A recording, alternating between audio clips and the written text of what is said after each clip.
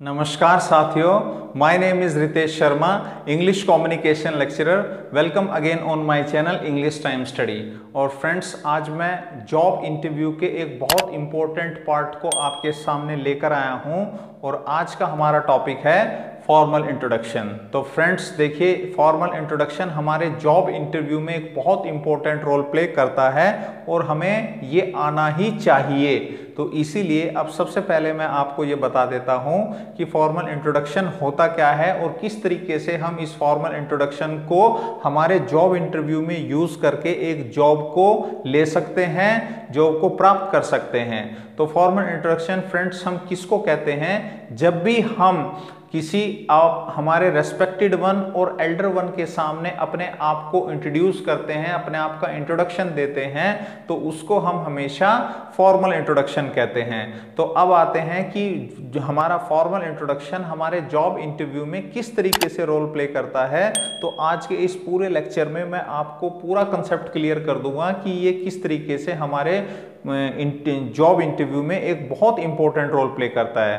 तो सबसे पहले जैसे ही आप आपके इंटरव्यूअर के सामने होते हैं, बस आप जाते हैं और आपके सामने एक इंटरव्यूअर होते हैं जो आपका इंटरव्यू लेते हैं। तो वो जैसे ही आप उनके सामने जाते हैं तो बस वो आपको एक स्टार्टिंग में जो आपको क्वेश्चन पूछते हैं वो यही कहते हैं कि okay gentleman, tell me about yourself, कि आप अपने बारे में कुछ बताइए। तो सबसे पहले आपका जो बताना होता है, और बस हाँ मैं एक आपको बात ये क्लियर कर दूं कि ये पूरा का पूरा जो पीरियड होता है, ये पूरा का पूरा एक जो टाइम होता है वो 8 से 10 मिनट का एक ड्यूरेशन होता है। और उस 8 से 10 मिनट के ड्यूरेशन में टाइम में आपको आपके बारे में बहुत इफेक्टिव तरीके से जो है इंटरव्यूअर को कन्विंस करना होता है, उनको प्रभावित करना होता है। क्या आपकी वो चाहे एकेडमिक क्वालिफिकेशन है, आपकी फैमिली बैकग्राउंड है, आपका जॉब एक्सपीरियंस है, ओके, ये सारी चीज़ों से आपको बहुत इफेक्टिव वे में आपको उनको कन्विंस करना होता है जिससे आपको जॉब मिल जाए। तो बस सबसे पहले जैसे ही आप अपना नाम बताते हैं तो बस मैं आपसे यही कहूँगा कि हमेशा हमेशा और हमेशा आप माई नेम इज को ही यूज करें, क्योंकि my name is always formal. Okay, my name is हमेशा जो है वो फॉर्मल होती है।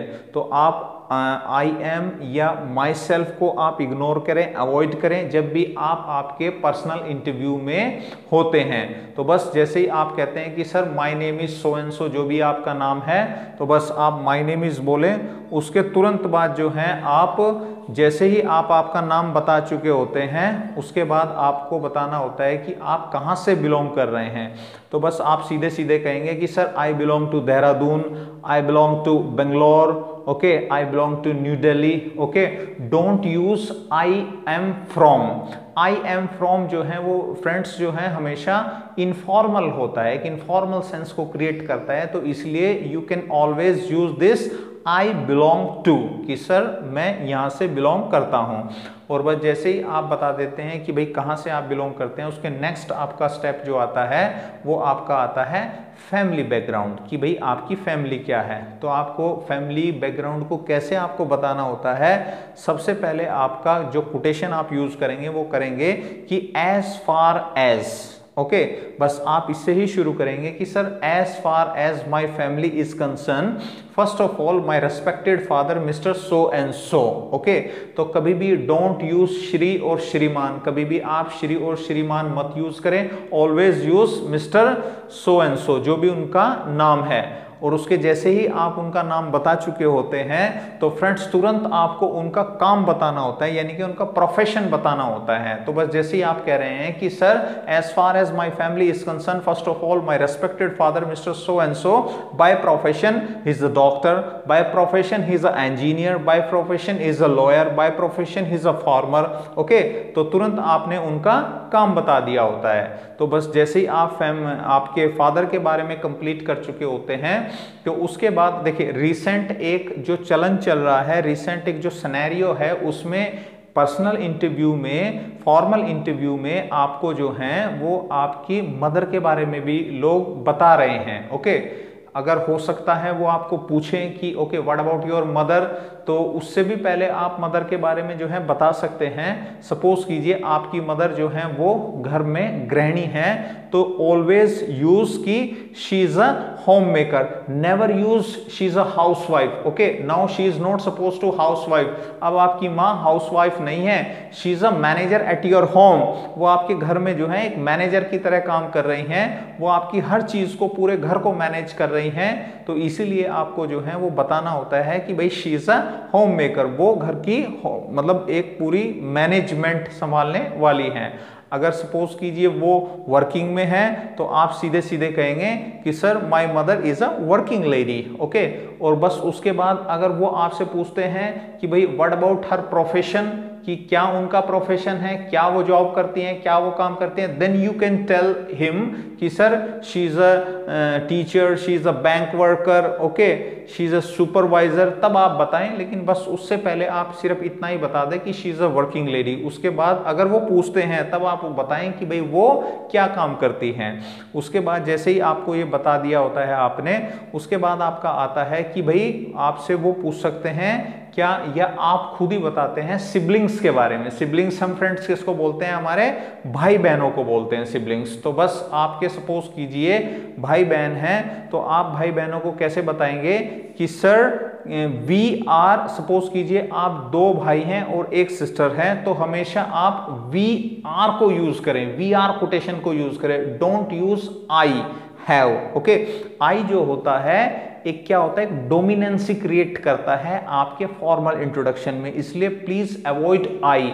ओके, आई को आप जितने भी ज्यादा आपके सेंटेंसेस होते हैं उसमें अवॉइड करने की, इग्नोर करने की कोशिश करें, और हमेशा फॉर्मल वर्ड्स को आप यूज करने की कोशिश करें। तो इसलिए please use we are. Suppose आप जो हैं दो भाई हैं एक बहन है, sir we are 3 siblings. Okay, हम 3 भाई बहन हैं। और जब जैसे ही आपने आपका ये फैमिली का जो वो पार्ट है वो बता चुके आप होते हैं, तो नेक्स्ट आपका आता है आपका क्या, academic qualification.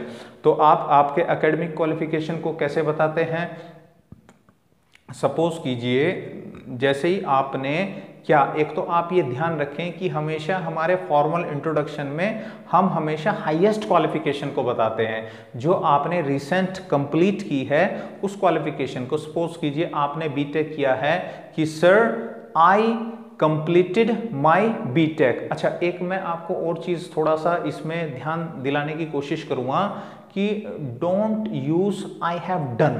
Okay, I have done is grammatically right but it doesn't show the formal sense. Okay, I have done, suppose कीजिए आपको कोई पूछता है कि भाई what about your qualification, sir I have done this, I have done this. Okay, तो ये grammatically तो राइट है, लेकिन थोड़ा सा एक फॉर्मल इंट्रोडक्शन में जो है वो थोड़ा सा एक फॉर्मल सेंस को नहीं शो करता है, तो इसलिए please avoid this I have done. Okay, use की आपको उन्होंने पूछा कि आपने, सपोज कीजिए आप बताना चाह रहे हैं कि सर मैंने 12th या मैंने ग्रेजुएशन की है, तो आप उसको कैसे बता रहे हैं एक फॉर्मल सेंटेंस में कि sir I completed my graduation in year 2005, okay, with bio या math stream from Guru Nanak degree college Saharanpur. Okay, बस आप ये जो हैं सीधे सीधे आपने क्या कहा कि आई कंप्लीटेड, और आपने सिर्फ कंप्लीट के साथ थर्ड फॉर्म को यूज कर दिया और आपका सेंटेंस पूरा कंप्लीट